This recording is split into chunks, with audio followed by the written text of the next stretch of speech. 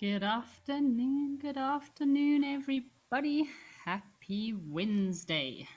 We are here in what looks like Namibia, Netosha. My name is Carrie Dupree, and I will be your naturalist presenter for this afternoon. What a lovely way to start the show with two elephant bulls that look like they're half decided whether they want to have a full mud bath, have a swim, or just stand in a bit of nice cool water and enjoy the afternoon. You can see obviously we are in the midst of our dry season here in Africa. We're looking very dry out there in Namibia. So just a reminder, folks, that this is a live and interactive show, so please feel free to join in the conversation, send through those questions, send through those comments, give me a bit of a aloha, tell me what you would like to see for the day, what birds might excite you, or you can also use the QR code at the bottom of the screen. And don't forget to use those hashtags at Wild Earth. These two elephant bulls are looking rather relaxed, I must say. Very indecisive. Mercedes Bean, welcome back. Happy Wednesday. And thank you for joining us. Mercedes Ben from Southern California. I wonder how your weather is at the moment in Southern California. Is it hot? Is it cold? I know there's been quite a lot of weather changes all over the world. So yeah, let us know how your temperatures are in Southern California. Here in South Africa, today is a pretty warm day, I must say. I believe it's highs of 21 to 22 degrees today. It's getting warm. Winter is definitely no longer upon us. Stefan Prasau from KwaZulu-Natal, thank you for joining us. One of my favorite provinces in South Africa. Yeah, very jealous of you, Stefan, over in KZN. And Joyce from Scotland, thank you again for joining us, Joyce. Lovely to have you on this joyous day, Joyce. Fuzzy Dunlop from England. Well, we are getting a lot of viewers from different locations today. Thank you for joining us. Wednesday must be a pretty good day for Live at the Waterhole. We also have Natalie Hanna, who's watching from Australia. Shucks, we've got people from all over the globe watching today. Southern California, Scotland, South Africa, England, Australia. Shucks, we've just got Lenny coming through from Arizona, Phoenix, Arizona, in the US. Sounds like we are having a rather busy day today. A lot of viewers tuning in to join us for this show of Live at the Waterhole with two beautiful elephant bulls here in Etosha National Park, Namibia. And there's not too much water for these elephants here, as you can see. It's pretty dry. Dry season is definitely not the easiest to survive for all animals, so you can make it through the dry season. You've got what it takes.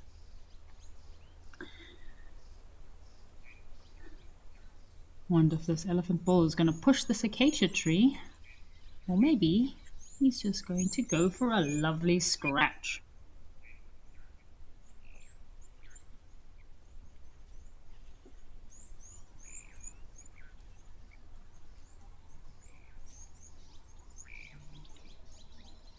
It looks like probably the best place to be at this moment in this area that we are currently viewing.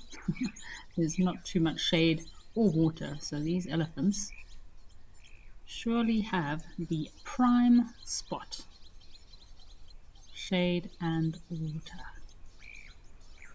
And he looks like he's giving himself a very nice scratch up on this tree.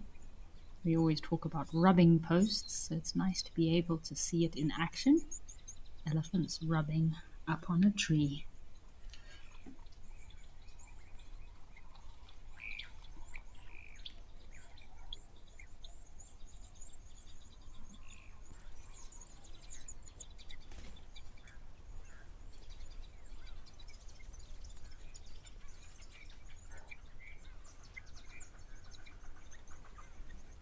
Today is Wednesday hump day. I hope that everyone from all of our locations all across the globe are having a fabulous week so far.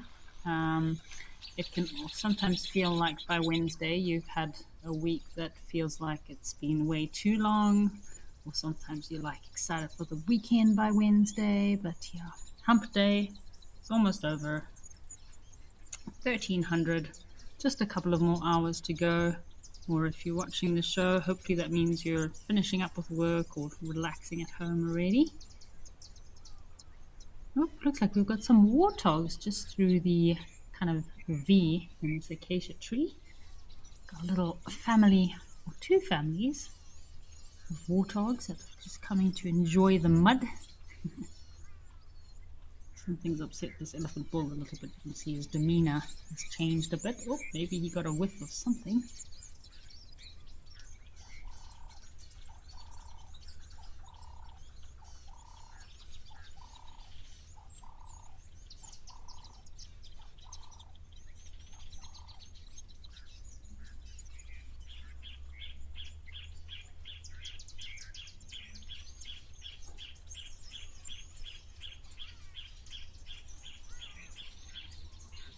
Just keep your eyes peeled on the left-hand side of the screen. I thought I saw something running across. Could have been a little jackal of some sort, coming from the direction of where the warthogs are.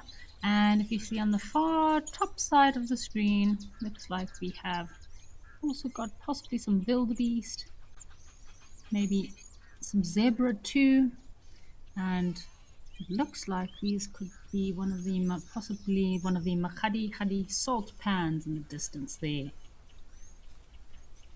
A very flat, open area. Incredible to go to Namibia and see all these vast expanses of just openness. If you have a fear of the open area or openness, I know that is a phobia. People who are afraid to be in an open area, you'll definitely feel it in Namibia. Where's our jackal gone?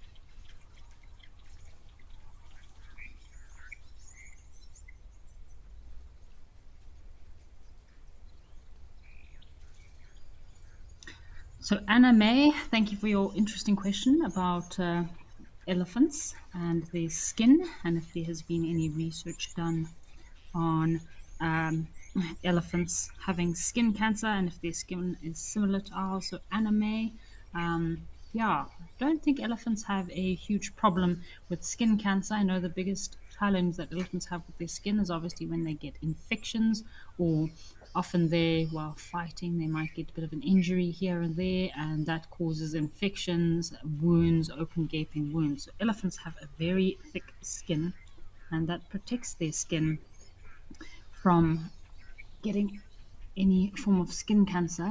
And also, as we're seeing the elephants here, mud bathing, that also helps to protect the elephant's skin from the sun. So an elephant's skin is anything from about 2 to 2.5 centimeters thick in most places of their body. Obviously, in some parts of their body, it can be a lot thinner, like for example, in the ears where it's a lot softer, on the folds and wrinkles. And some of their wrinkles, yeah, they do get quite wrinkly elephants the older they get. But imagine having skin 2 to 2.5 centimeters thick. So I don't think skin cancer is quite something elephants have to worry about. Although I know there is kind of some elephants that do have a bit of a pigment issue that might have lighter skin on their face, which could cause quite a bit of sun damage. So just like you have linguistic or melanistic, so the opposite of melanism is linguistic. So animals that have very light skin, they can struggle with the sunshine. So I know, like for example, with zebra and horses, their noses, sometimes they have a bit of light colored skin or pink skin on their noses. That would be more of a worry to me for skin cancer. But elephants, I don't think with that thick skin of theirs, that skin cancer is something that they would need to worry about. Check out this beautiful setting here in Nguman in Namibia. So I believe Nguman is actually a private reserve that's about 2 to 2.5 hours drive from our other camera at Ukukuyu. Very beautiful place. Go camping, nice private reserve. And obviously, as we can see here, does... Oh, there we go. We also have some zebra with us today, folks. Nice to see those zebra. Looks like they're... And some springbok. Shame not much water. You can see it's very hot out there today. Zebra in near a close kind of open area, which would be great for them to have a sand bath in this hot weather. A dust bath. Springboks are busy feeding.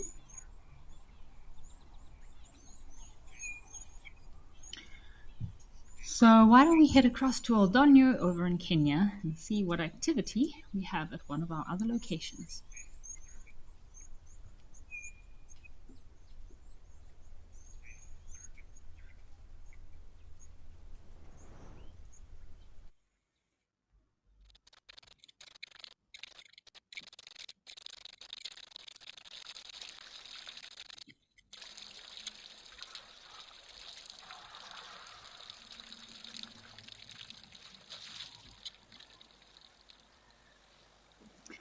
Looks like we've got a nice big elephant bull here. Seems to be only having one tusk. This is common in elephants. Either they might have genes of only being a single tusked elephant, or you do get a recessive gene of a lot of female elephants nowadays seem to be having no tusks. And again, this is not an adaptation to protect themselves. It's impossible for elephants to be able to decide to not grow tusks. It's like if I decided to not grow my hair, kind of thing. So it's more a recessive gene that obviously nowadays there's less and less big tuskers out there, which means there's obviously less and less genes of these big tusked animals and more genes of the tuskless elephants. So as you can see, it is quite windy in Kenya today, over in Oldonyo. Nice cloud cover, and this elephant bull is very relaxed, having a nice afternoon drink.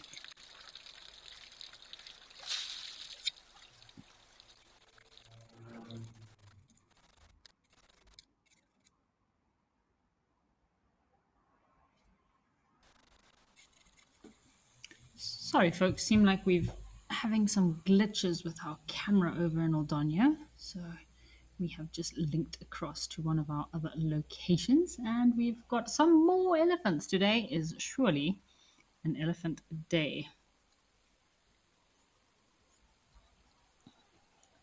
And looks like they're also enjoying a bit of shade from the trees here. This looks like it could be a nice leadwood tree or Combretum imberbes.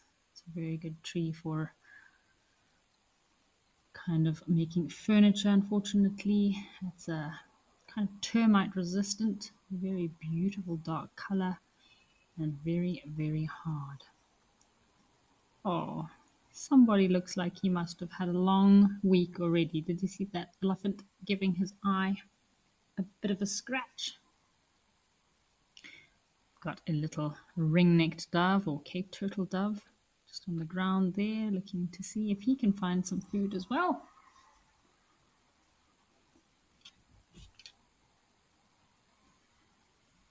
As you can see, these elephants are flapping their ears. It's not just to cool, obviously, mostly the purpose of the elephant flapping the ears is to cool their body temperature down, with the air circulation, but also it helps to cool down all the blood that is pumping through the blood vessels in their ears. It cools that blood down. Shame, it must be a rather warm day at all of our locations, seeing as all the elephants are kind of seeking out water and shade.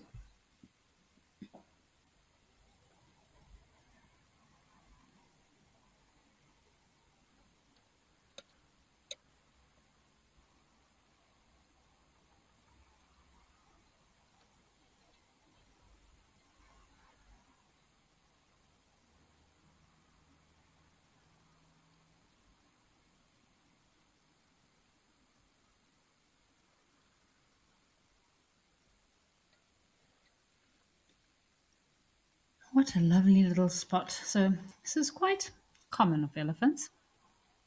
When they are resting during the day under the shade of a tree, often they will huddle up together, especially if they've got babies with them. Generally, the babies will be huddled up in the middle for protection, and they'll all stand around the little one. Occasionally, you might see one or two elephants here or there lying down. They won't all lie down at the same time. Kind of take turns to rest and lie down if they find a termite mound to lie up against. That's also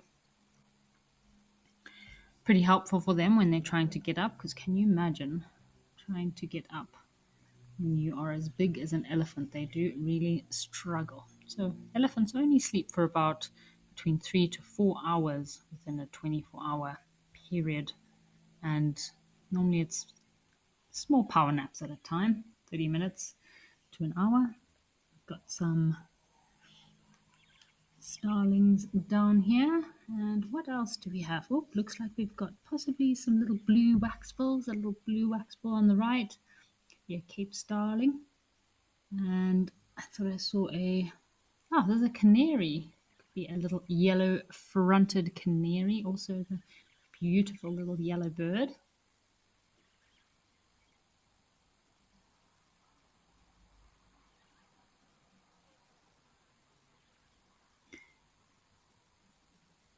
Check out that starling and his bright yellow eyes. So, Stefan Rosal, thank you for your question about lucism and linguism. Yeah, that word is a tongue twister. Linguistic. So, linguistic animals and animals that are possibly albino. So, it is a very similar term, and I have seen elephants with not albino elephants, but you definitely do get elephants that have. I've seen an elephant with a pink trunk before, pink patches on its trunk, and apparently it's very common in Indian elephants and forest elephants. So I've seen it mostly in even Indian elephants on their faces. They might have this kind of patches of lighter colored skin. And again, this is all kind of in the genes. So it's a recessive gene that might have been passed down from one generation to the next. You do get albino crocodiles that are completely like almost a lightish cream color, and shame they do struggle with the sun quite a lot, those crocodiles. Yeah, so it's quite interesting. Birds, it is also quite common in birds. You get dark chanting, like for example, the dark chanting sparrowhawk, light chanting sparrowhawk, and yeah, the Gaber goshawk. You do get a dark morph, so a black morph, the Gaber goshawk. So it's quite interesting to see these different color morphs in animals and birds. Of course, it's very rare, and it's actually where the diversion of specific species can begin. So when a bird family starts to kind of separate and segregate or become a new family, first their colors change, then their voice, then their kind of diet and home range, and that's when you start getting new species. I've seen it in West Africa quite a lot. A lot of the birds there, they have a slightly different accent. Same call, but just a bit of a different accent. And also you get a lot of linguistic birds there. My favorite being the linguistic paradise flycatcher that is actually white, black, and of course has that bright, iridescent blue eye. If you have a birding app with you, I think especially on Merlin, go have a look on your Merlin birding app. There are some pictures of some linguistic bird species. The paradise flycatcher, give it a look, or you can even Google it. Very cool bird. African paradise flycatcher, linguistic morph.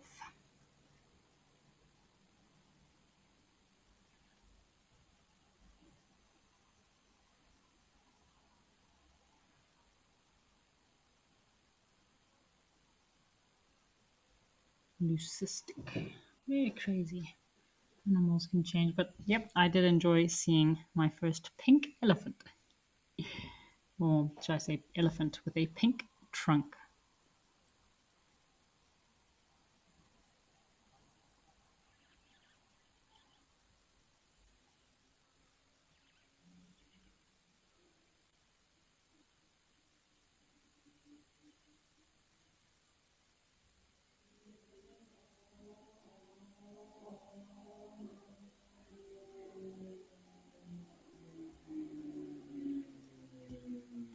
So I think another good way to kind of explain the difference between albinism and leucism is albinism is a complete lack of melanin within the pigment, which gives either the skin or feathers or hair a very light or different color, whereas leucism is can be just partial parts of a body. So, like for example, as I mentioned with the elephant, just parts of its trunk, or with Indian elephants, parts of their face, and especially if it's close to the eye, this would be very sensitive to light.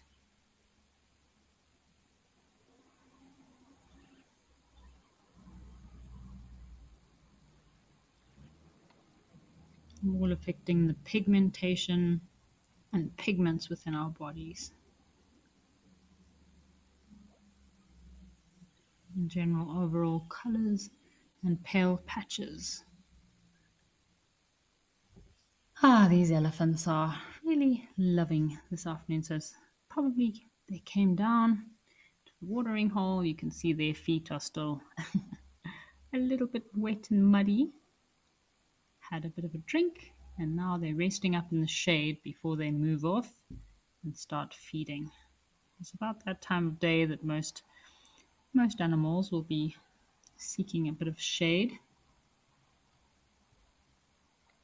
So if I am out guiding somewhere and if you see impala or birds seeking refuge in a bit of a shady patch, you know it is going to be a rather hot day.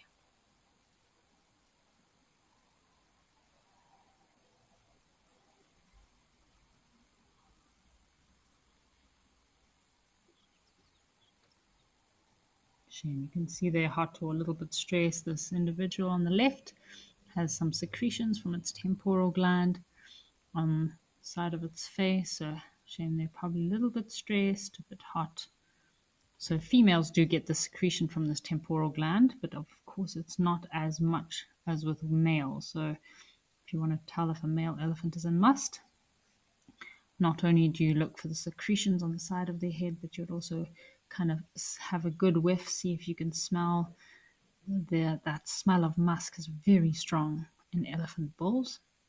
You can also see between the back legs, they will be kind of dripping profusely, and generally it can even discolor the back of their legs, this secretion. And yeah, that's a very, very important sign to beware, especially in young bulls.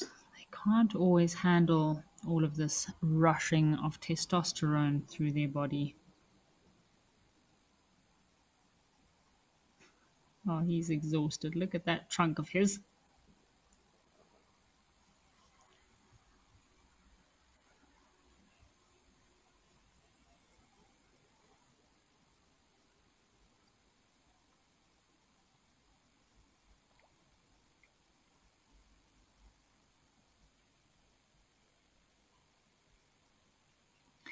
Well, folks, it is a lovely Wednesday, and why don't we just take some time to enjoy this beautiful scenery, these elephants, see if we can hear any interesting birds around, maybe any of the ear flapping of these elephants. Let's have a quiet moment, folks, just to reflect and enjoy this beautiful scenery that we have in front of us.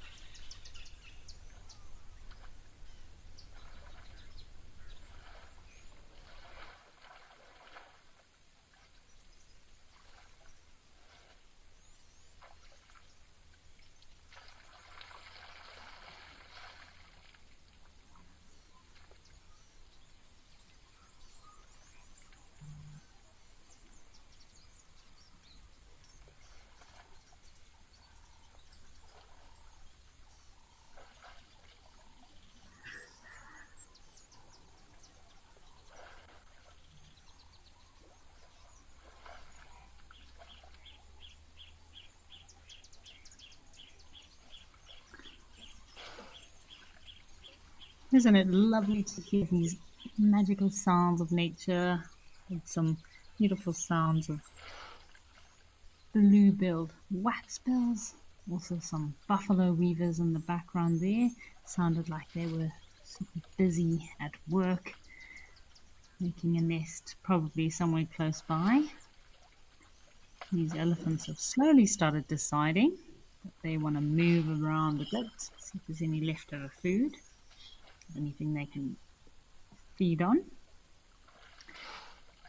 So folks, please just a reminder, we have a green season grand tour, which we are currently holding, which will be hosted by Mr. James Henry, the one and only James Henry, next year, April, May 2025. If you would like to join in on an adventure of a lifetime, group sizes are between 8 people, so there's only 2 spots available. So if you want to jump on this tour, you need to jump on it quick because there are only 2 spots available. The Grand Tour has many unique and exciting things to keep you entertained, featuring many of the old Wild Earth presenters. You can get to meet and greet some of the old Wild Earth presenters. There also includes a rhino collaring experience, which of course is a once in a lifetime experience, and also filming a 2 wild film school workshop, which could also be really great to give back to the community. And of course, you will be guided by James Henry, your private guide. So if you would like to join in the Green Season Grand Tour, please hurry and go over to the website because there are only a few spots available. We've got some crested francolin on the left. What are those? Redneck spurfar, crested francolin. And this earring's got this elephant. Looks like he's got some bit of a piercing there on his ear. Again, another very distinctive feature that can be used to identify different elephants. I'm not too sure what he's up to. He seems to be just resting his trunk a bit, having a bit of a lazy day. See, he's obviously had a good sand bath at some stage. There's some sand dust left on his back there.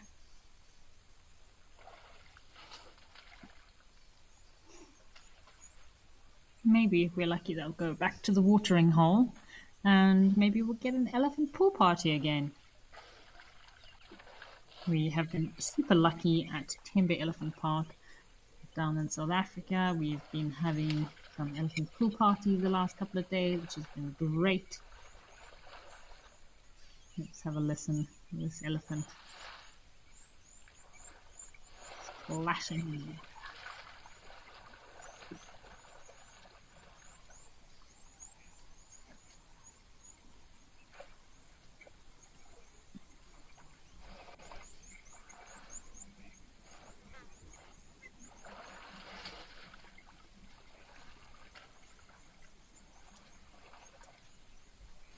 Actually had a buffalo pool party in this exact pan right here. It was pretty cool. Nice winter's afternoon. It was probably about a month ago, and a whole herd of buffalo took up this whole pan. Must have been easily 50 to 60 buffalo in this pan, and yep, there was barely any space for anything else to come and drink. The whole pan was just filled with buffalo.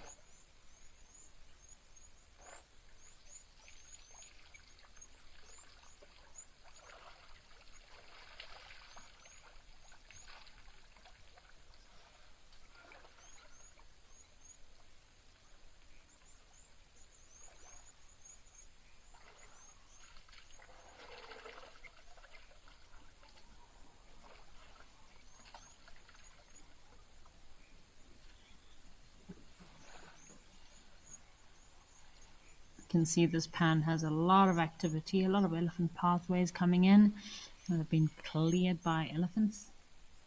Great place to come and have a drink as the water sources in the bush are depleting, becoming less and less, and that's why the sightings of wildlife during the dry seasons are so good, is because there's not much water. So if you're doing a game drive, you find some watering holes, you're guaranteed that those might be the only water sources in an area, and hopefully that'll attract a lot of wildlife. Whereas in the green season, there's water everywhere, so that can make wildlife a bit scarce.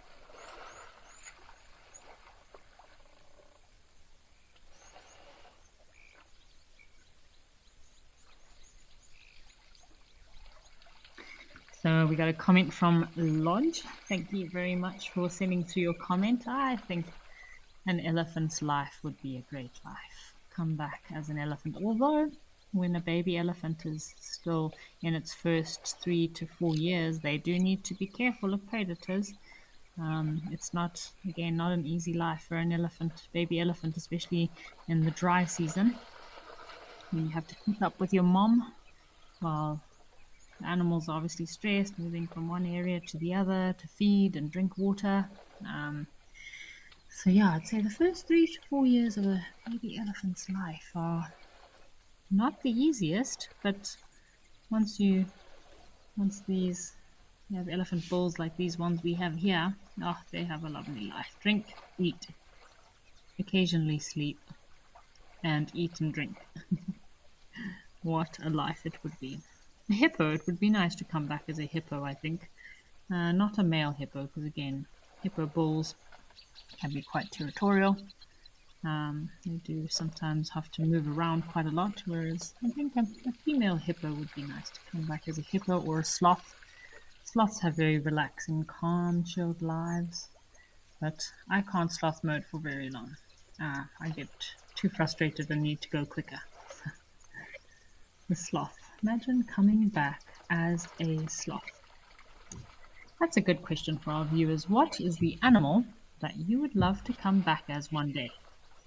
So some of us might want to come back in our second life as a very chilled animal. So I think a sloth would be great, or a hippo. They don't do much, move very slowly. A tortoise, although a tortoise could become a meal, a crunchy meat pie to an elephant, to a lion, or squashed by an elephant actually. I've seen a little terrapin squashed by an elephant.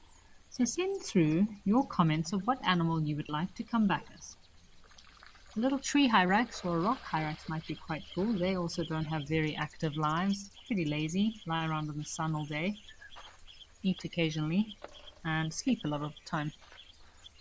Or you could come back as a bird, able to fly all over the world. Imagine that. I think that would be cool. Coming back as like a peregrine falcon or an Amur falcon and be able to fly across the world would be pretty cool.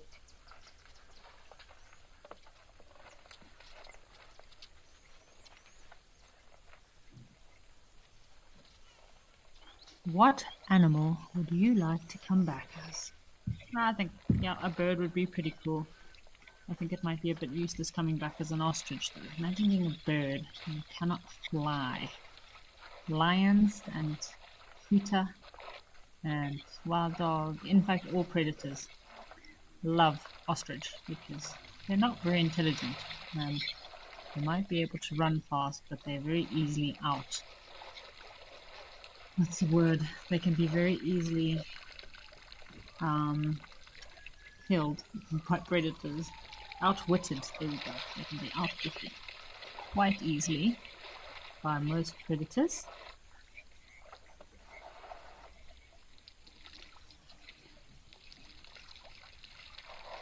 Catherine, honey badger. So honey badger is actually one of the best spirit animals that you could possibly come back as. They are mean, they are fierce, they are resilient, they can be stung by hundreds of bees, bitten by snakes, squashed, stepped on, attacked by I've seen a honey badger fighting 3 leopards and the honey badger won. So Catherine, I love your comment there on the honey badger. I think that is definitely a great animal to come back as. So while we have a bit of a quiet moment to just enjoy watching these elephants and listening to them gurgling and gargling in the water, I want you to give some thought to what animal you would like to come back as in another life. I think I've decided to go with the Amur falcon. They are one of the furthest migratory birds in the world, and they spend 9 months of the year migrating from the Amur River in Russia all the way down to the southern tip of South Africa, where actually, if you're watching Stefan, KwaZulu-Natal is actually one of the nesting grounds, or actually not nesting, sorry, perching spots for the Amur falcon in Drakensberg area near, what town is that? There's a little town near Drakensberg that a lot of the Amur falcons come and roost. So, yeah, very, very cool bird. That'll definitely be my bird of choice. I would choose to be an Amur falcon and be able to fly across the world. Let's have a quiet moment while we all decide what spirit, animal, or bird would you like to come back as in your next life?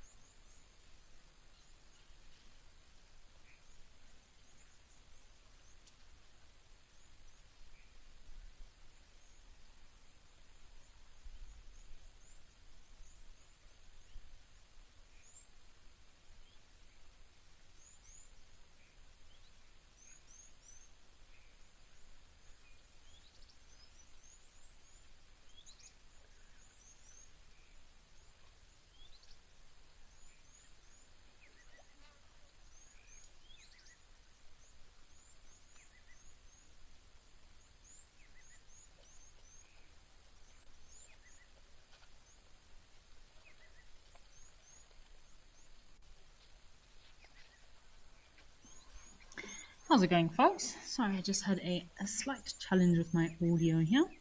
We have got some awesome feedback from our spirit animal creatures. Sorry, good to be back. I just had a slight challenge with audio. Nice to see some Impala joining us here today. We've had quite a few comments coming through about people's spirit animals. So Chulu, our director today, would like to be a lion. We're getting a lot of people also wanting to be cheetahs and leopards. Joanne Mello, very good, elegant predators to have as your spirit animal. I must say, those rosettes and spots and the eyes of a leopard are always extremely captivating.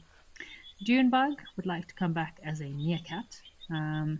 Pretty epic little meerkat creature. Small creatures but very big personalities. So Lee is also asking to come back as an African critter. And yeah, I think meerkat would be a pretty cool little creature to come back as. They are very efficient little hunters in the kind of food that they do eat. And yeah, they've got that pretty cool little pose when they go and stand up on a lookout point or a little termite mound. Very long and slender, and very accurate. Yeah, just character filled. Cat Fan is saying she'd like to come back as um, some of her friends' dogs. Yes, people do love their dogs a lot, so I wouldn't mind coming back as someone's dog that's a very loving and caring, or a female leopard. Something gave these impala a bit of a fright. Spas Iankov would like to come back as an African penguin. African penguin. Penguins are pretty badass, I must say. I like their little almost tuxedo looking coloration that they have on their coats. I'm sure those. What about a Boulders Beach penguin? Those penguins have the life. They're probably the most famous penguins in the world, and they mostly just stand there and look adorable. Yep. Every now and then, kind of breed, procreate, just enjoy the ocean. Yeah, penguin wouldn't be bad. A lot of surfing. Oh, this elephant is not chuffed. It's a bit irritated. What has annoyed you, boy?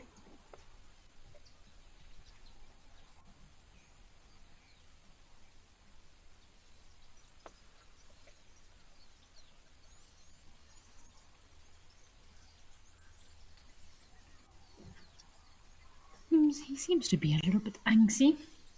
I had a friend who also wanted to come back as a dung beetle. So dung beetles are pretty cool spirit animals to come back as. There's a lot of smaller creatures that are mostly overlooked.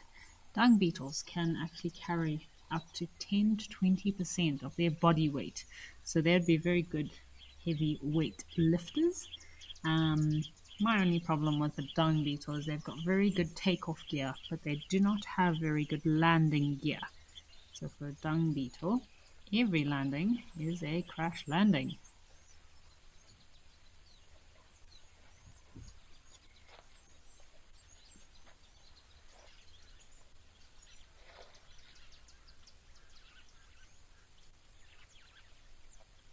Shame, you can see there was obviously a little bit of reeds and vegetation around this watering hole here, which seems to have been gobbled up by all the hungry creatures about.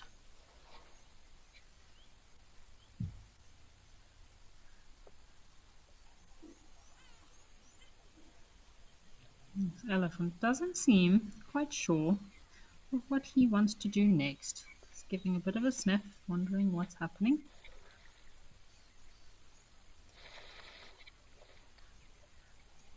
Hear him sucking on the water there.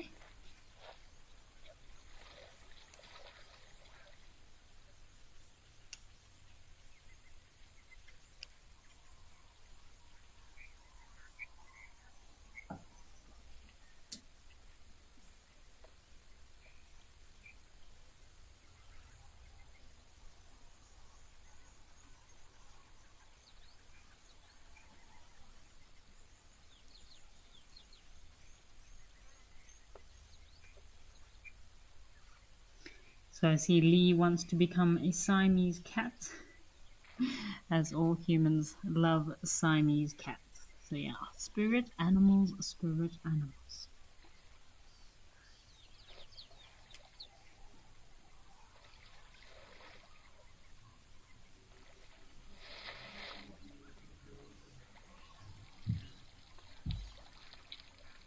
Another reason why I don't think I'd like to be an elephant is you have to eat quite a lot of food to sustain that body of an elephant.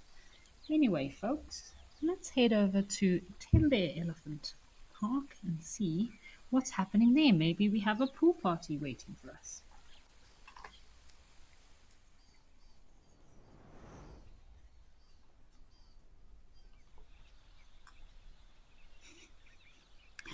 Welcome to Tembe Elephant Park, everybody, in South Africa.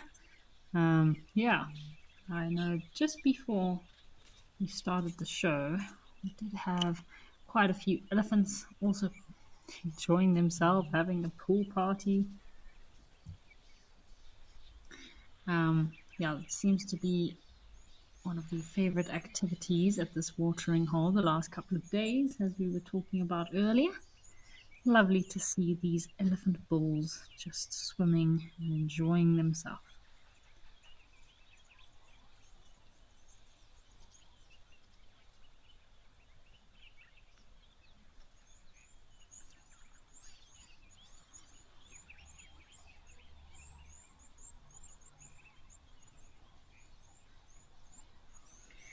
We had a really cool sighting yesterday of these little bee eaters that were also at this same location. That was really cool to see those little bee eaters. Like beautiful little birds, bright and colorful. And look at these elephants. Oh, they're having the best time. There's a few more elephants further on the right that look like they're also giving themselves a bit of a dust bath. It's a very popular spot for dust bathing. And we have some, is that woolly neck storks on the left there. Should be 4 or 5 woolly neck storks that also came and joined us yesterday.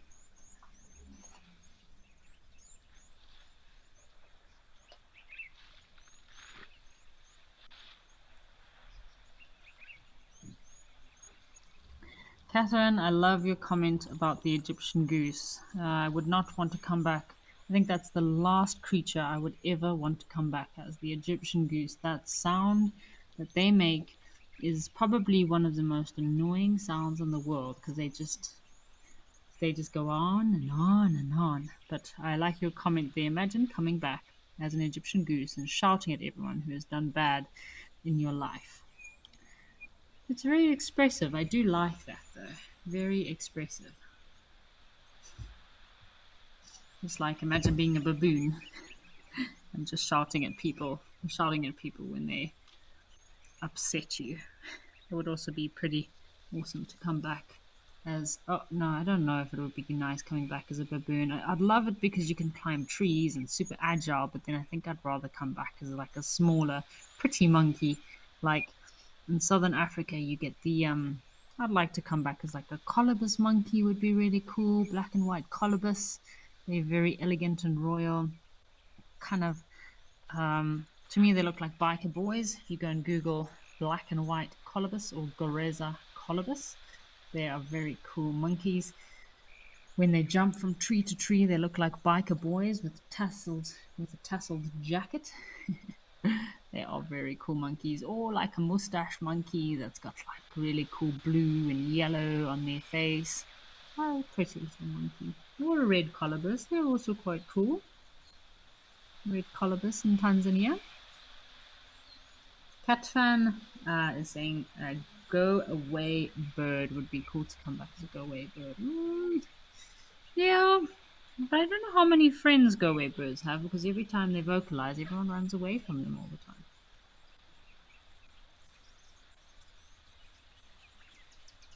Elephants are living the dream. What else is there? Looks like we've still got our yellow-billed storks. We had some yellow bill stalks here yesterday. I think we've still got 2, 4, possibly yellow bill stalks that are still around. You see that very soft, sensitive skin behind the elephant's ears there.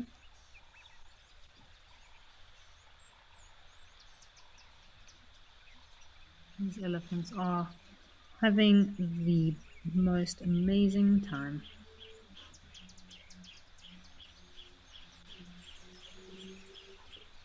Oh, look at this elephant swimming.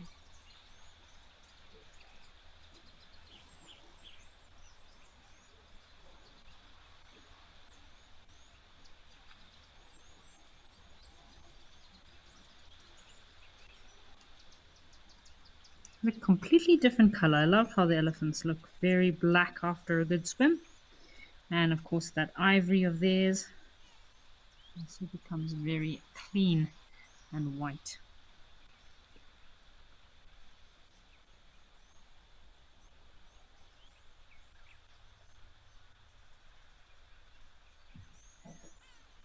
We did have some Egyptian geese. Yeah. Yesterday. Now there is a pair. Oh, there we go. Oh, there's 4 today. Yeah, I think we had 4 yesterday as well. Not my favorite bird. That sound rather loud. While we're talking about that, let me find the call. Egyptian goose. And play it for us here. I'm sure all of you are aware of what the call of an Egyptian goose sounds like. Oh, look at this big elephant coming in. Another elephant coming in for a swim.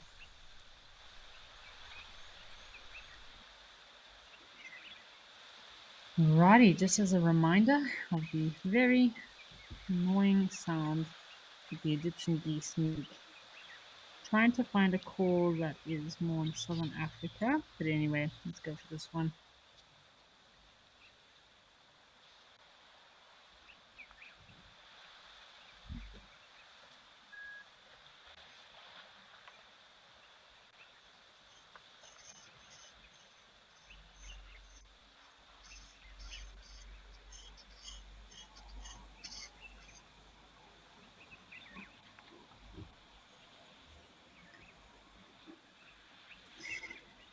Just a reminder of that lovely sound you were talking about, Catherine.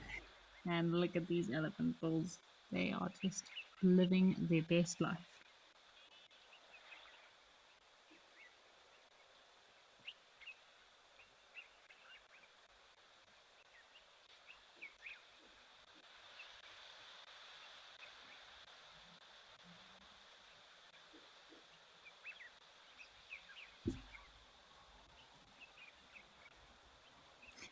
Oh, that one better be careful. I hope his tusk doesn't injure the elephant there.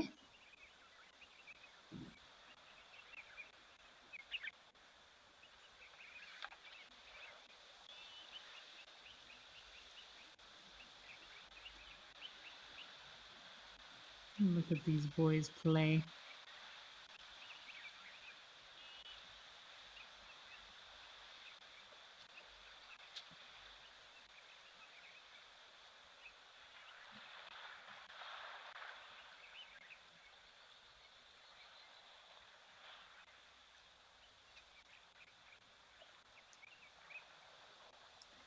I 100% agree with you there, Catherine. A lot of people have a theory that animals don't do anything for fun. It's always for food or for mating purposes, but you've never seen an elephant playing in the water. That is definitely some time that they are having fun. Joanne Miller says that she finds a guinea fowl sound annoying. I love the sound of a guinea fowl, but we used to use the sound of a guinea fowl to call our dogs back at home.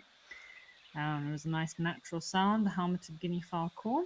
And that's kind of what we used to call our dogs at home, so we wouldn't cause too much noise around. I'll play this sound for you, the sound of a helmeted guinea fowl.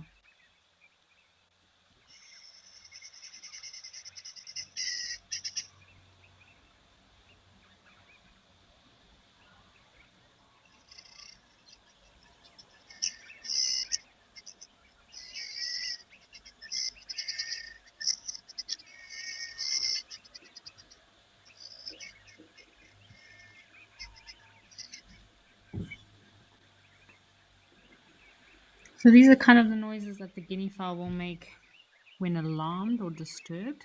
So they're always also very important to pay attention to these noises that the guinea fowl make, because they might be alarming you of a predator. Look at these yellow-billed storks also coming to enjoy themselves and have a bit of a bath. They don't want to let the elephants have fun on their own. Aren't they beautiful birds, these yellow-billed storks?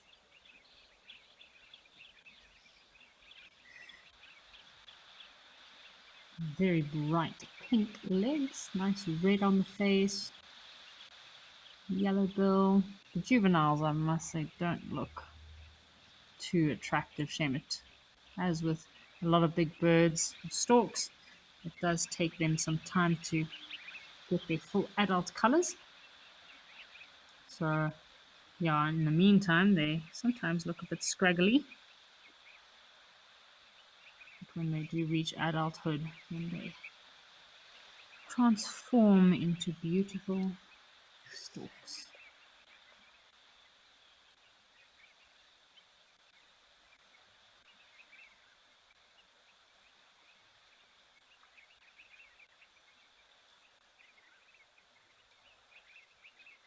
Ah, little African jacana also joined us, the Jesus bird. You look closely at the jacana, African jacana, you can see what a beautiful view we have right here. So it's got some burgundy or maroon. Most of his body is colored in maroon. It's got a little bit of yellow on the back of his neck, white, yellow, and small patch of yellow, but then mostly white on the neck, black, and he actually has a blue, almost like a blue shield on the top of his face. Very pretty little birds. They have very long feet, almost double the length of their body. And this is an adaptation to be able to walk on the lily pads. Of course, that's where they get the name lily trotter, or the Jesus bird from. So they can walk on water.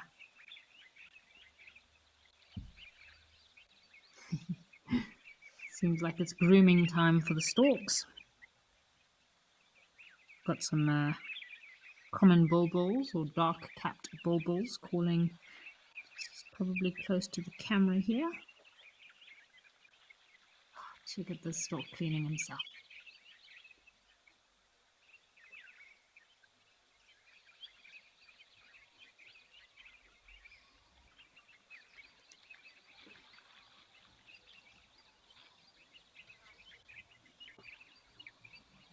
If you're into your photography, I'm sure you've spent a lot of time while on boat cruises or on the rivers in Africa trying to get pictures of these African jacanas.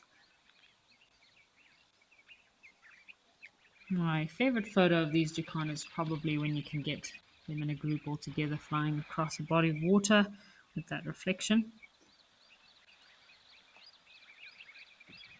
And of course, we've got the impala coming to join us. What birds do we have here? Are these the bulbuls we were just talking about? Or maybe we're lucky. Oh, it looks like our bulbuls.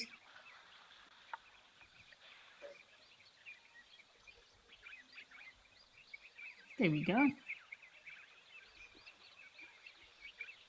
These are the birds that are vocalizing right now.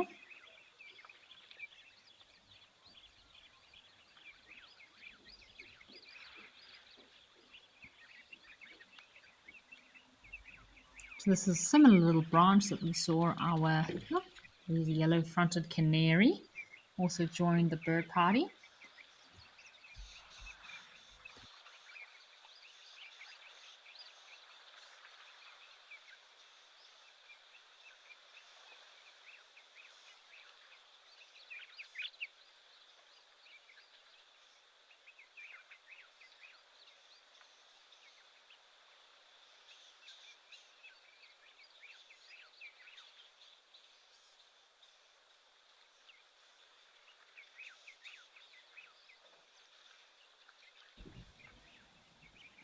Nice little spot, lookout spot for these dark-capped bulbuls. They're very vocal birds. Sometimes the first bird you hear in the morning, we've been on safari. Sometimes the first bird you hear calling. And we have, what do we have in the background there? Is that a grey heron? A black-headed heron, possibly? Looks like a grey heron hunting for his lunch.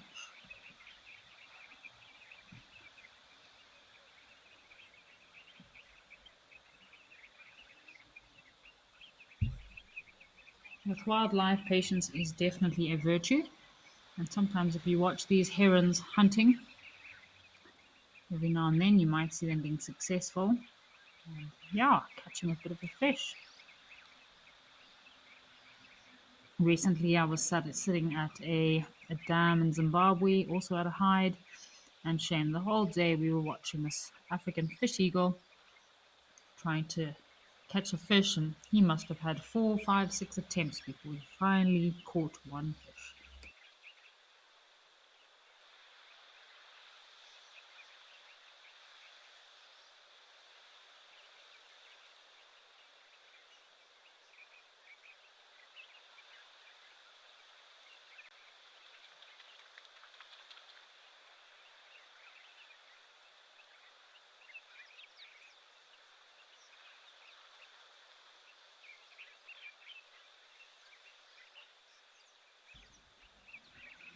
Cool, so we got a question from Andrew. And yeah, about predators. And what predators we can see here at Tembe. So we did actually see some lions here the other day, 2 lionesses, sorry. Yeah, really awesome to see 2 lionesses coming down for a drink here at Tembe. Obviously, I know they do have leopard at Tembe, but it's very rare to see them. And then you'd probably have a lot of your smaller crepuscular mammals or predatory species that come out at night. Probably a serval, calico, jackal. I wouldn't be surprised if you got blackback and side-striped jackal in Tembe, because there's perfect wooded kind of habitat to have both of those species. Yeah, so yeah, quite a nice diversity of smaller predators. Genets, you always get your African civet probably roaming around, but yeah, it's probably one of my favorite sightings of the week, those 2 female lionesses that came down for a drink.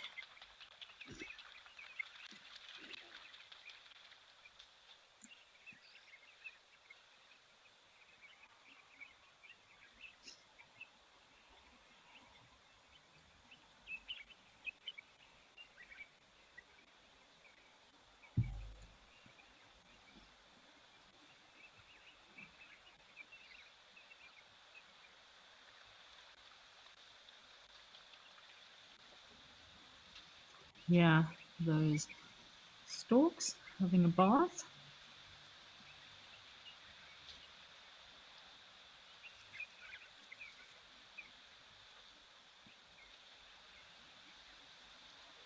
Elephants have decided they're done with their little afternoon bath session. So you can tell the temperatures are kind of changing a bit. The elephants are out and about and swimming so much. During the winter months when it is colder, they are not so much a fan of swimming. But when it gets hotter, then they will swim a lot more. Elephants.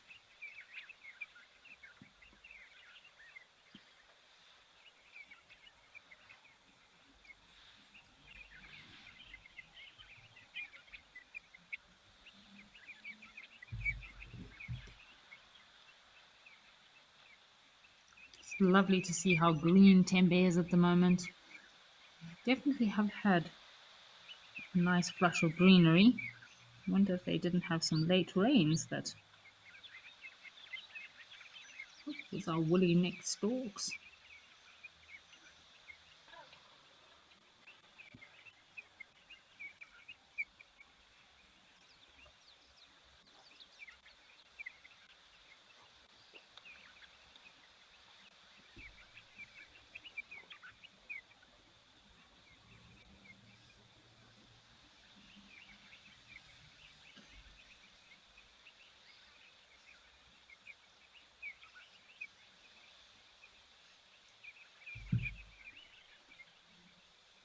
waterbuck, beautiful male waterbuck coming to join us at the watering hole today.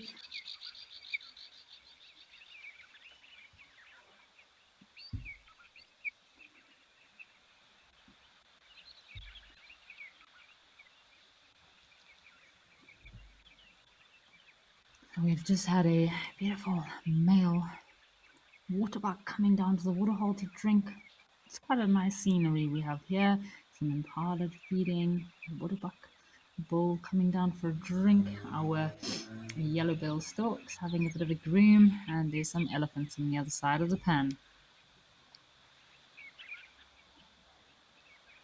So if you are looking for another adventure to take part in next year, folks, we have the Meet the Wild Earth Leopards, which will be with Cedric, who is the Leopard King, I must say. Cedric, he is definitely a leopard whisperer, that one.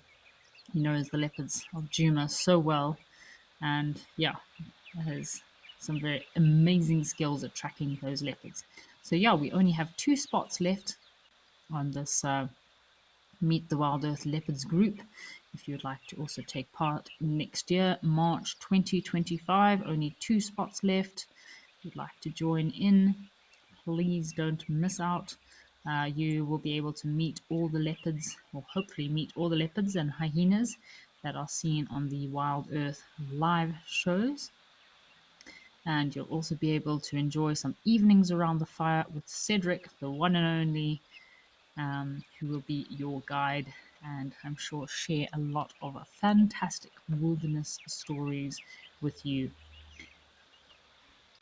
You can also see the Wild Earth broadcast vehicle daily, as there will also be filming at the time. So yeah, if you want to join in and join Cedric next year, March, to meet the leopards of Juma, please head over to the website and book your trip ASAP, as these trips do have limited spots. If you would like to see Cedric in action, searching for his rosettes.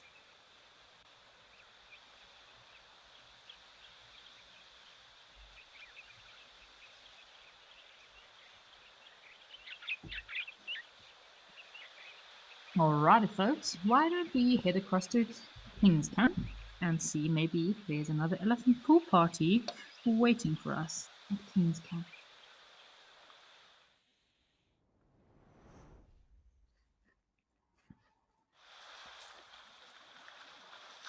Goodness gracious me. Welcome to King's Camp, everybody. And we have a huge elephant pool party here in the Greater Kruger National Park. Look at all of these elephants. Where on earth have they come from? Look how close this female is to us. Wow.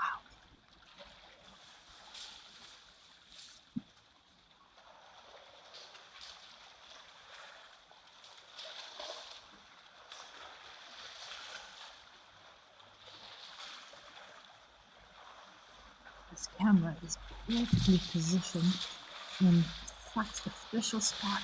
Watch these elephants. It's a whole weaving head.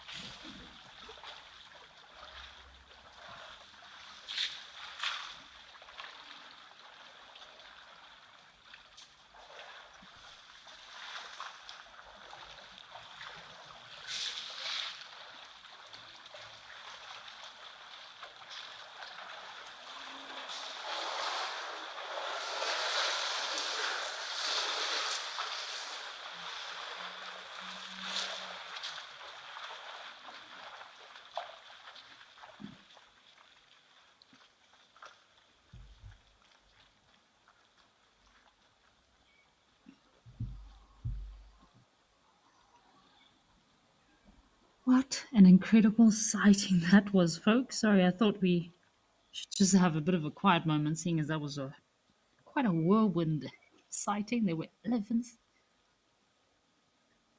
here, there, and everywhere. And while the excitement is still going, why don't we head over to Rosie's pan, where apparently we have some more elephants?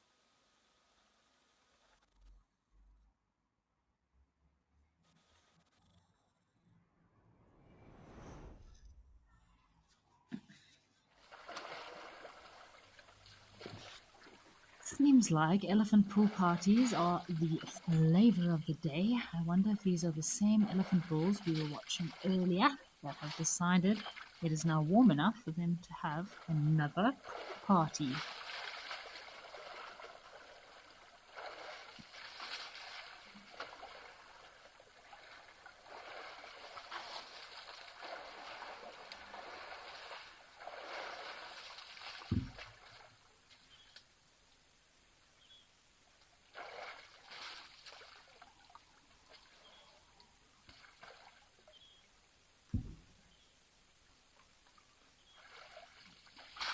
What a treat we have had today. Seems like we've had pool parties at 3 locations already today. How amazing is that? Elephant pool parties are on the menu for the day.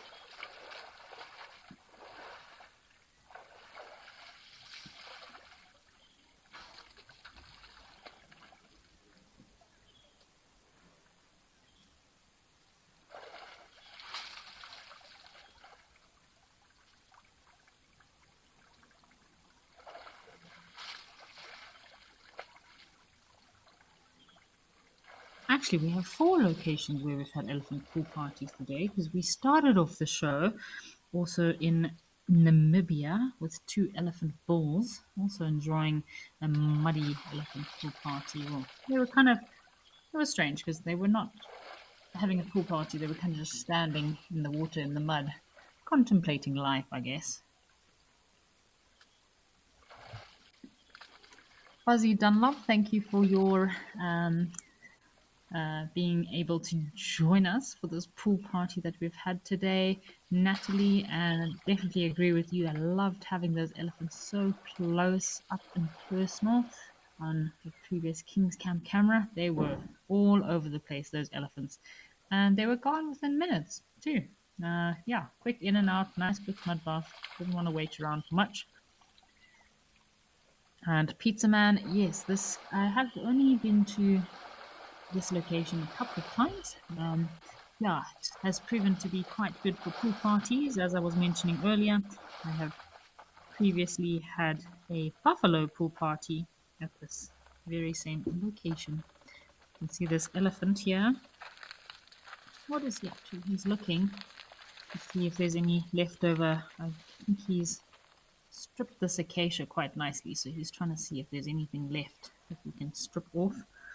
So a lot of acacia tree species have medicinal purposes, medicinal properties that these elephants, with their great memories, know what they can feed on. If they have any ailments they need to cure, elephants will remember which plants they ate in order to help them. Yeah, long-tailed, magpie shrike calling in the background.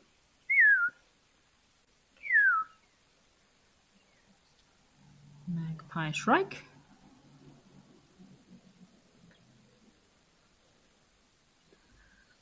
Out of elephant pathways.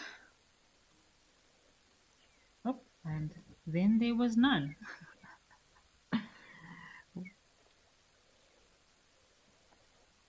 Alrighty, well, seeing as we've lost all of the activity over here, why don't we head across to Tau Lodge and see if we have another pool party waiting for us.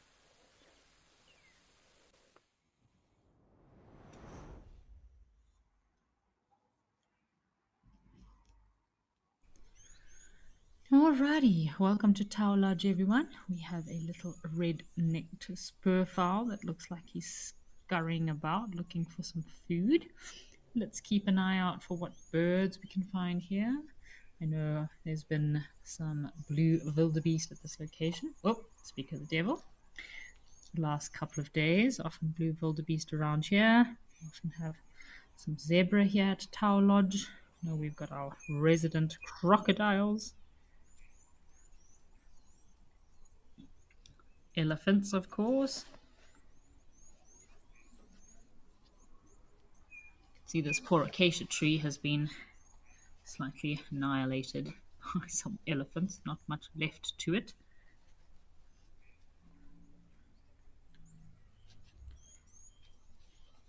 Oh wow, it's this watering hole is definitely drying up quite a lot here at Tower Lodge.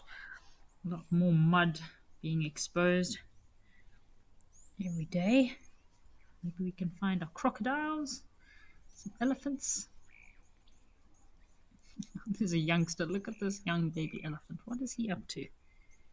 Oh, he looks like he's giving himself a very nice scratch. Possibly.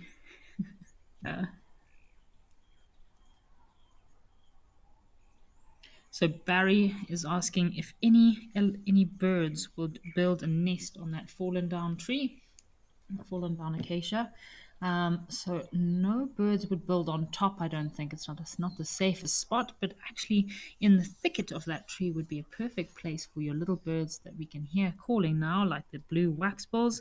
They will definitely love to build a nest in the thicket of that acacia, especially if there are some wasps close by.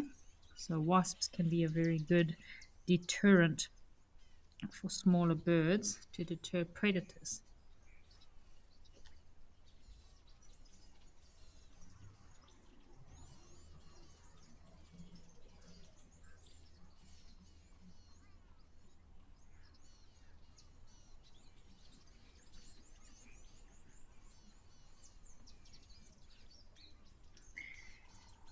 Yeah, so the waxbills will make their nest in there, close to a wasp's nest, and that helps to deter any predators. Look at these cute elephants having a good old mud bath with their mother. It looks like she's a tuskless female.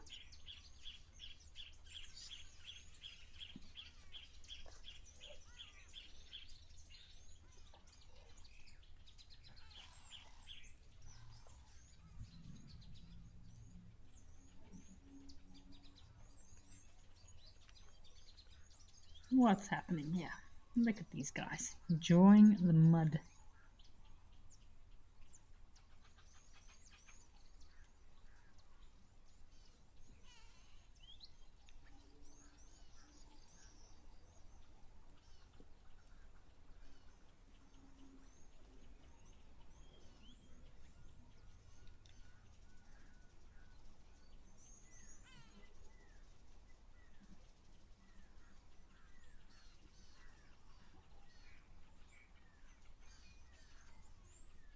These elephants are struggling to get to the water. That's probably why this baby elephant has given up and plopped himself just into the mud.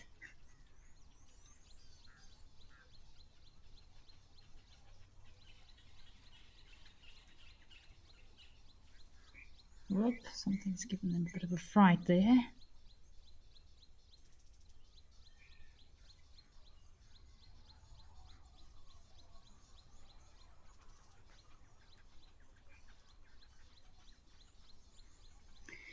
Oh, it looks like we've got our common moorhens down there, also possibly grooming themselves.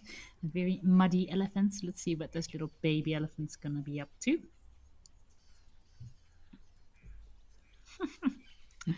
Oh, yay.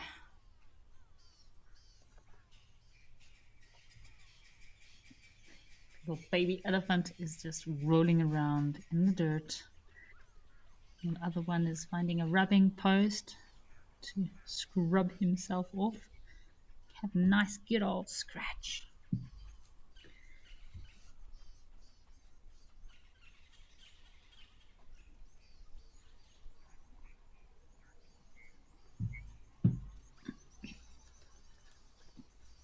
Look at these adorable little ones. So You can see this youngster, his mother's this tuskless female. She's quite a young female. This must be her maybe second little calf. I can't see that, imagine that she's had too many calves. She still looks like a youngster. See the other elephant standing up in the tree line there.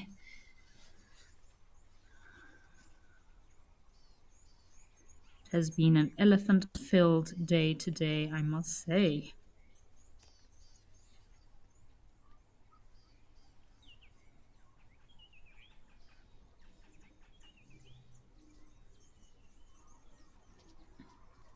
So dark mane lover, that's a pretty good question you've asked there about what predatory animal do big grown elephant bulls fear the most.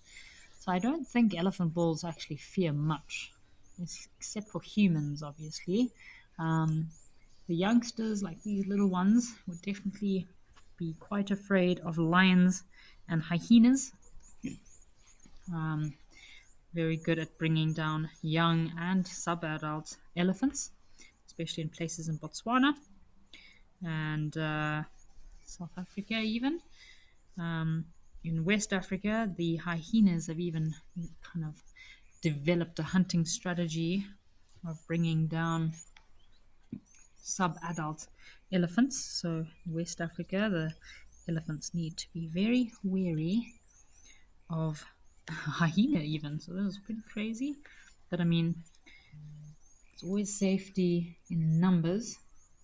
So the bigger the family herd sizes, the more protection they have. So for example, if there's a female elephant alone with two youngsters and one of them is kind of a sub-adult and a little baby, when the hyenas start to chase the elephants, they will definitely go for the sub-adult.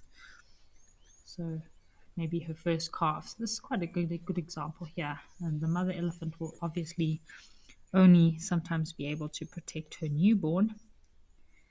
And that's when the hyenas will capitalize on a hunt. But yeah, it's incredible to watch lions also bringing elephants down. Imagine a lion bringing down an elephant.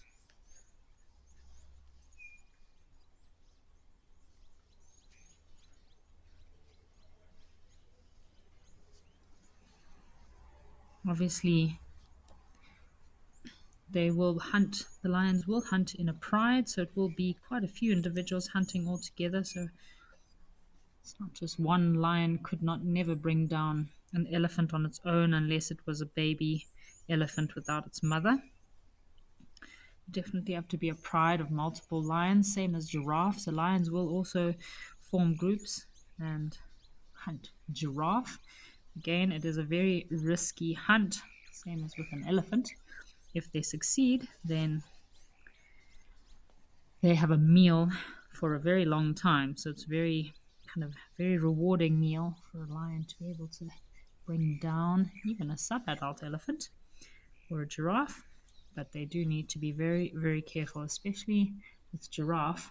One kick from a giraffe and that could very easily break a predator's leg, or even if it's in the right place, kill a lion. No problem. Very powerful kick from a giraffe.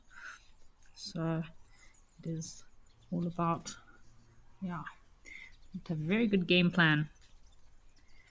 Be very, very cautious and aware. Look at this little baby elephant. He is just having the best time.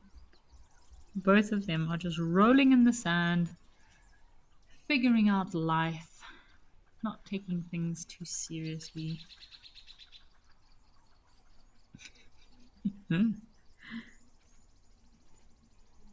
Don't we all wish we had the energy of a baby elephant?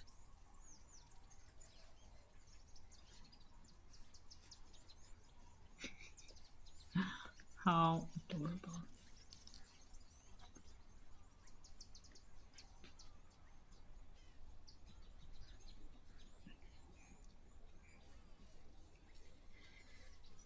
So yes, Catherine, hyenas hunting elephants. How incredible does that sound? So obviously in West Africa, because a lot of the areas no longer have lions or don't have many lions left, hyenas have adapted and evolved to become the apex predator.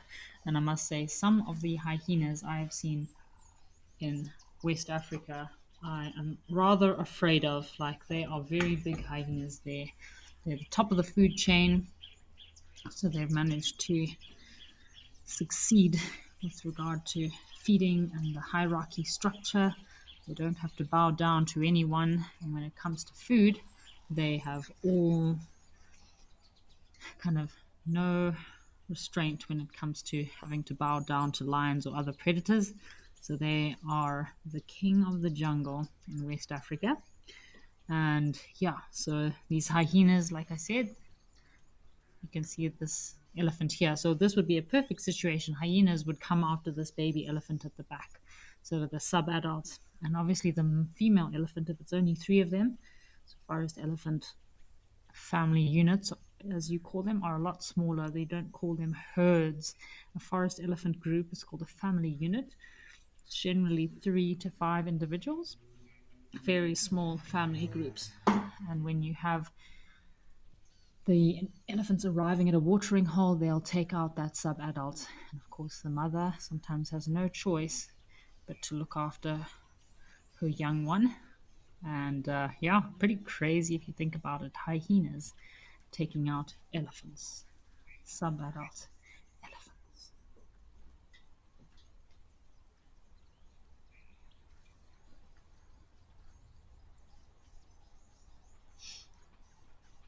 Nice herd of wildebeest. Also coming down for a drink. Lots of dust. Very dry this time of year. Shame. I wonder how far these elephants are going to have to travel to find some food.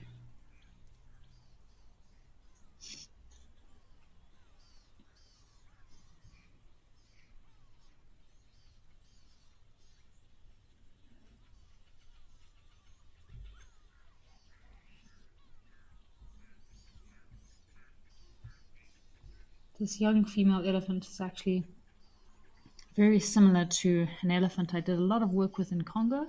She was one of the stars of the documentary Secrets of the Elephants. If you want to watch a documentary about everything elephants, about the 4 different elephant species, please check out Secrets of the Elephants. It's on Disney Plus.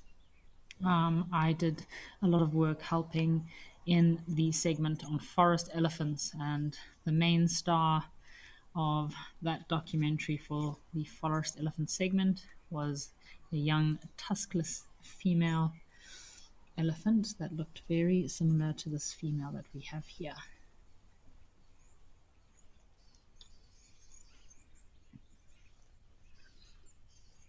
Now, she was an orphaned elephant, so her growth was a bit stunted.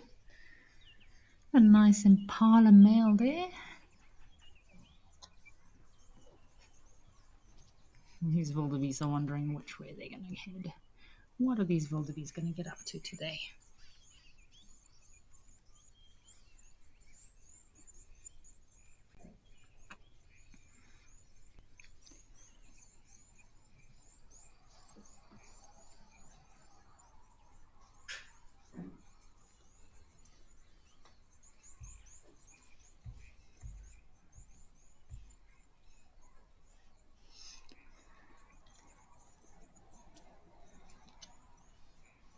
I'm dying to see a bit of rain. This rainy season is definitely going to be well needed. Catherine, I'm glad you've watched the documentary as well. I do feature in that documentary, but again, I'm the tiny weeny little guide on the boat from a couple of drone shots, and I think, yeah, a few other little segments, but if you didn't know I was there, you wouldn't even notice.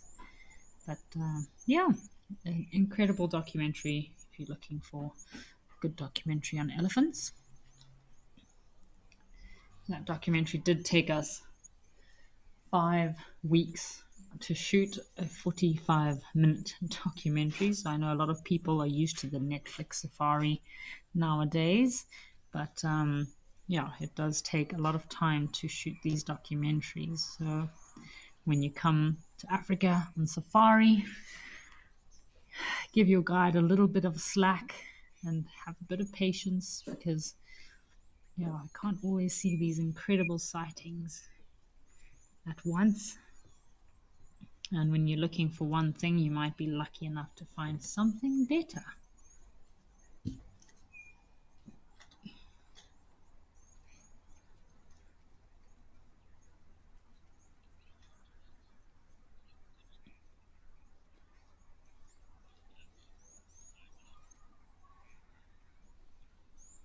Well, these wildebeest are all kind of standing around, waiting for life to pass them by.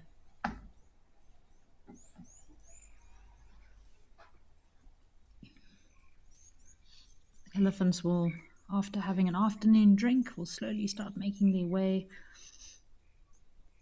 up into more thick areas looking for food.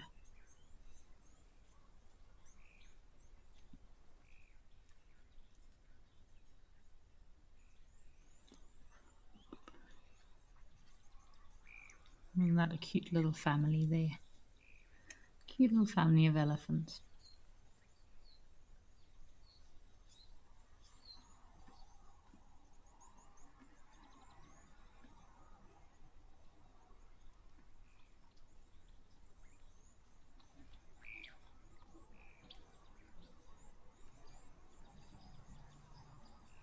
I've also been joined by a nice impala, male impala. He's managed to get himself onto one of the islands, possibly attracted by the lush green vegetation, but he should be very careful, because I know the crocodiles are probably lurking somewhere close by.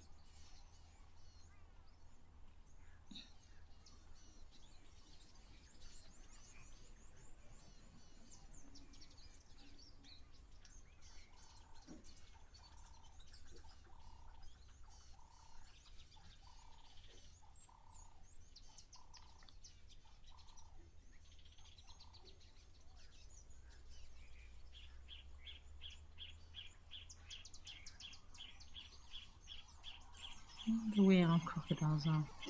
We've got our moorhens on the left hand side there, common moorhens.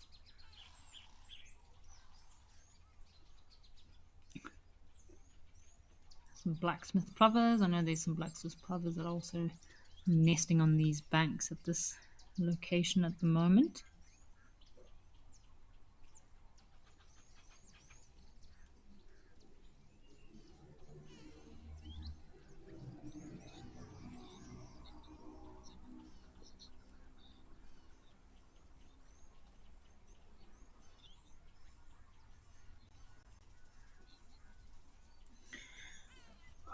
Shame to get these poor elephants also looking to have a drink. As the water recedes further and further, it definitely gets more and more difficult for these elephants to have a decent drink.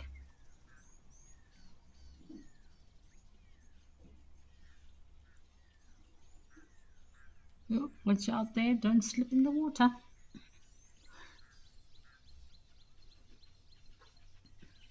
So shame. And this time of year on a lot of private reserves, you do get animals getting stuck in this mud. I mean, that mud there is quite thick, treacherous mud. You have to be rather careful. I know of a few reserves where they've had to pull out rhinos and elephants from the mud. Otherwise, they possibly would have died. Again, the question is always, when do you interfere, when not to interfere? Yeah, but in some of these reserves, if they're already fenced and if it's a possibly man-made area that has already been influenced, especially if it comes to rhinos, if there is a way to save those animals, it's definitely worth saving them. And of course, the animals end up dying of thirst or starvation and extreme exhaustion.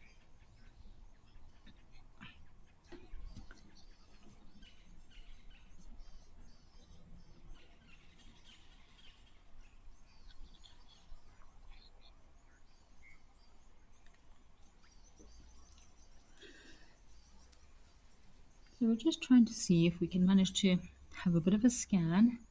Here we go. See if we can find our crocodiles. This elephant has decided to come and feed on our acacia. So this is the same acacia we're talking about.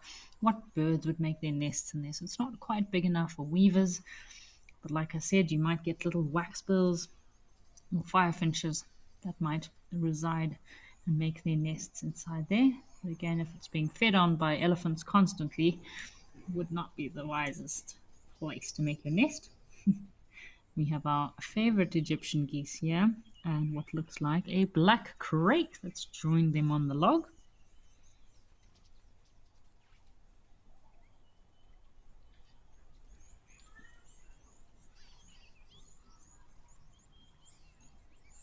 What else is out there?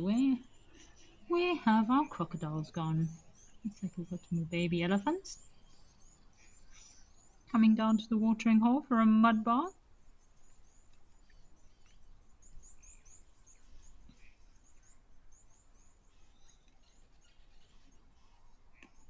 Oh, there, looks like our crocodiles there.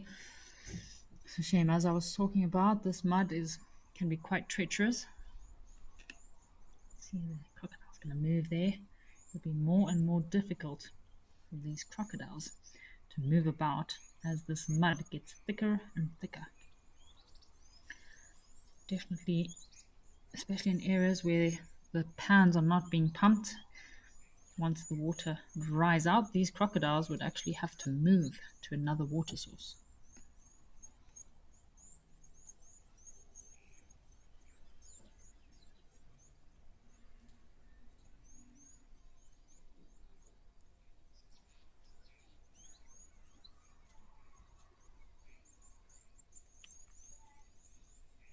Check out this crocodile, shame.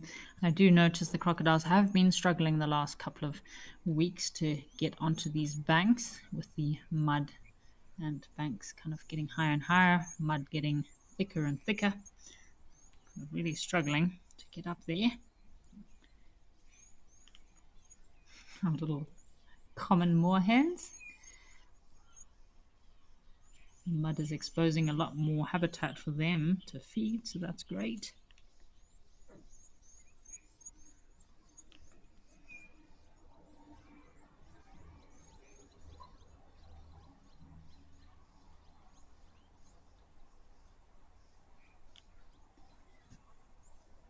And we also were mentioning about how in winter, a lot of these reptiles, their kind of metabolism starts slowing down a bit. So they don't need to eat as much, which is probably ideal because in this mud, there's not going to be much chance that this crocodile can use the element of surprise to hunt.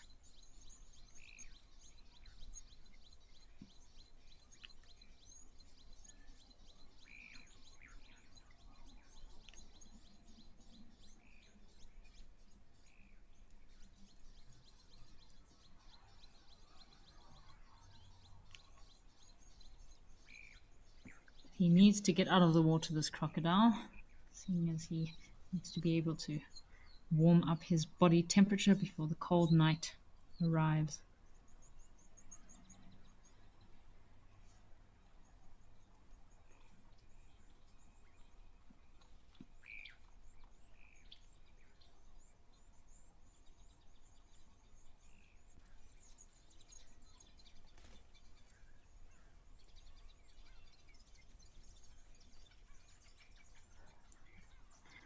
Oh, look at that tiny little elephant over there.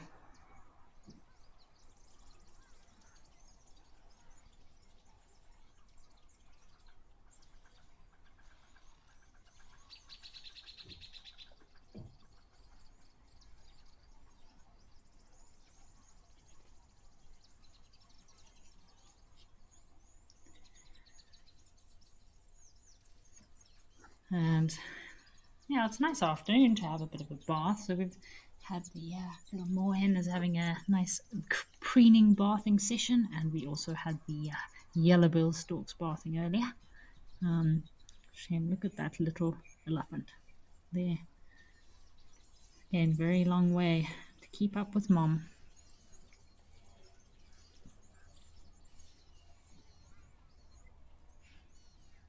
So yes, Raymond, definitely interesting seeing the crocodiles on the move. For me, it's kind of something that sends a chill down my spine.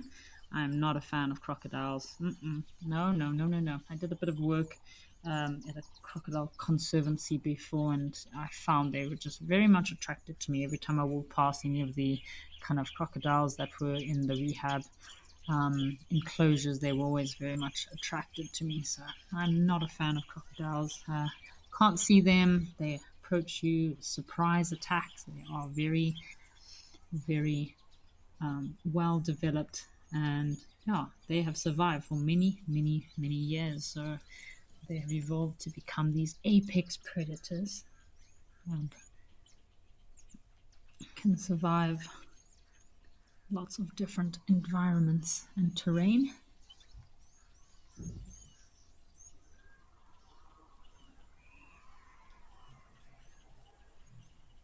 Elephants have had a drink, and as you can see, there's not much food around for them, so they'll have to walk quite a distance to feed themselves.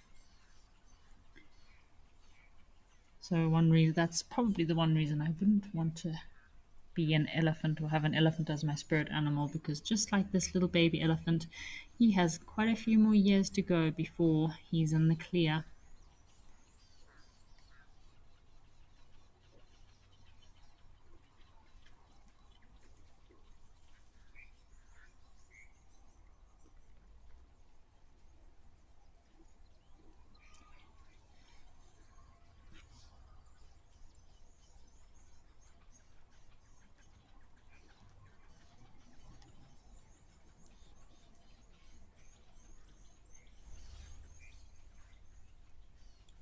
Oh, check out this big elephant there. Nice big balls. Also coming from the watering hole. They'll be making their way, slowly making their way to continue feeding, carry on their day. As tea time is approaching, I hope everyone is getting ready to have a lovely cup of tea this afternoon with whatever treats you may find nearby. I'm a big tea fan. I do enjoy my cup of tea, cup of coffee. Just like these elephants, they've come from their watering hole spot, enjoying. Looks quite warm here at Tau, I must say. Tau Lodge.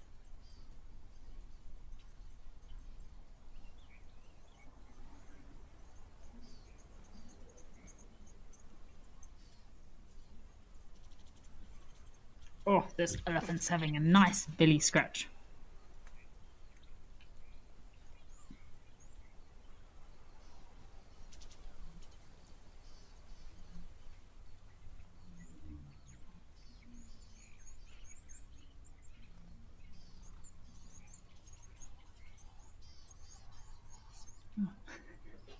Looks like he's got a scratchy knee. Shame, poor elephants. They really, really need these rubbing posts that they use. It's very difficult for them to scratch their itches. Oh, poor crocodile managed to find a nice spot to come out onto the bank. I'm rather relieved because, shame, you can see all these muddy little crocodile pathways or kind of muddy pathways that they are moving through at the moment. So those crocodiles come up onto the bank to absorb some sunlight. See if he's still quite wet. Get some sun, let's get those rays of sunshine the rest of the day before it gets too cold at night. They have the strangest webbed feet crocodiles. Very cool tracks, I must say. Very cool tracks.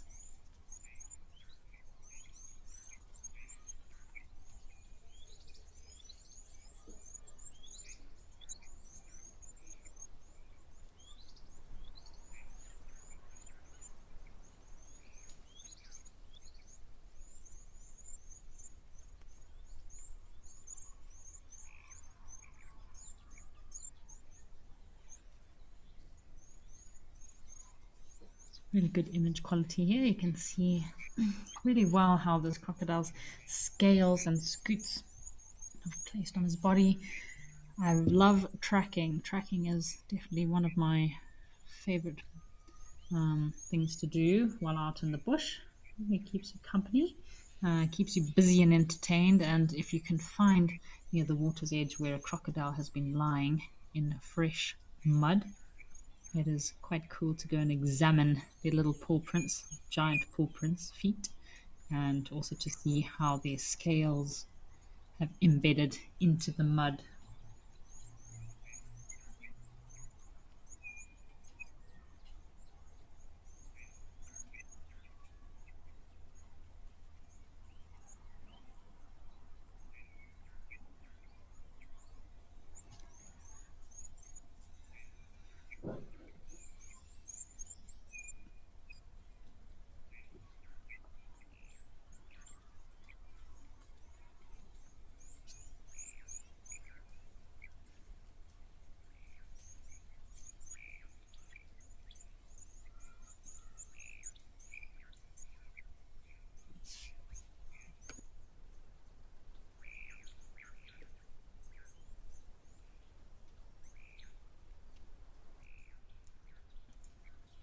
What an apex predator this crocodile is.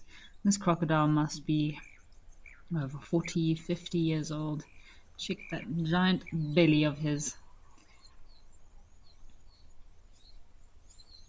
Very dominant reptiles and very specialized hunters because of their strength and resilience, which has helped them to survive for so many decades.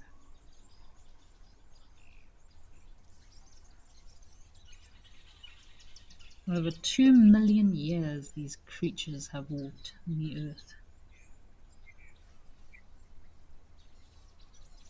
They can reach up to 20 feet or 6 meters and weigh over 1,500 to 2,000 pounds, or almost 800 to 900 kilograms. And the lifespan of an average crocodile, like this crocodile we're looking at right here, probably be anything between 60 to 70 years of age. What a magnificent creature. Well, folks, it has been a lovely time with you here live at the waterhole. I am looking forward to joining you from the live drives from tomorrow. I'll be heading to Mabula. So, yeah, hope you enjoy the rest of the week of Live at the Waterhole.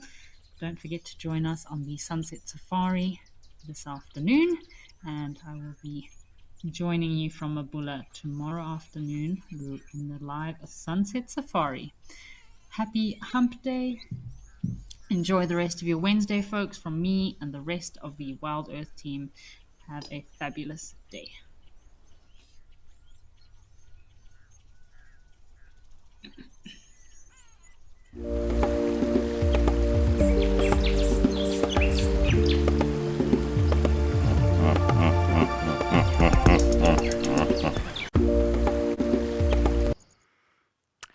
Well, hello and welcome everyone.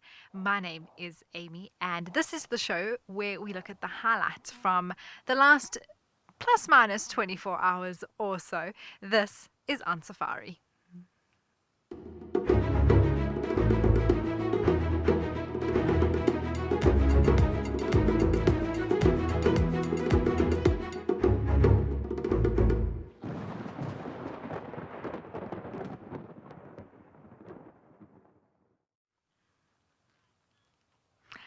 Hello again. It is so good to be in the tent once again with you all. It's been a while.